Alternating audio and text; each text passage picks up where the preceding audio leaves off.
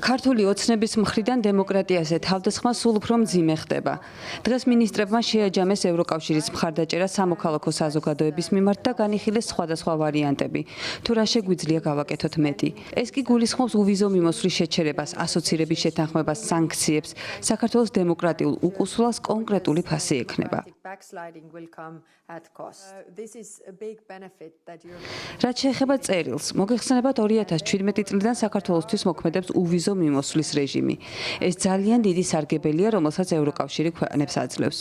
უკვე არსებობს რეკომენდაციები საქართველოსთან მიმართებით, კერძოდ სავიზო რეჟიმის შეჩერების მექანიზმის მე-7 ანგარიშში. ყველა მათგანს არ წაგიკითხავთ, მაგრამ გეტყვით, რომ საუბარია იმ ვალდებულებებზე, რომელიც საქართველოს ხელისუფლებას აქვს.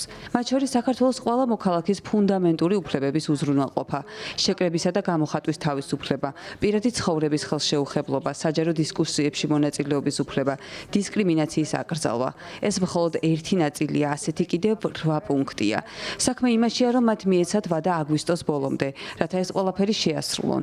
ვნახავთ, როგორი რეაგირება იქნება და თუ ეს რეკომენდაციები არ შესრულდება, მოგვიწევს ვიმოქმედოთ. 7 ოპოზიციონერი ციხეში იმყოფება, ეს არ შეესაბამება ამ პუნქტებს. აქამდე ჩვენი პოზიცია იყო, რომ არ გვსურდა ქართველი ხალხისთვის უვიზო რეჟიმის წართმევა, რადგან ამას აქვს გავლენა მათზე. თუმცა საქმე ეხება ევროკავშირის სანდოობის საკითხსაც. თუ ჩვენ ვითხოვთ ამ მიდგომებსა და ისინი არ აკმაყოფილებენ ამ მოთხოვნებს, არსებობს შედეგებიც. შედეგები იმისთვისაც, რომ საზოგადოებამ დაინახოს. მთავრობა არაა ევროპულ გზაზე და კანდიდატის სტატუსს სერიოზულად არ ეკიდება.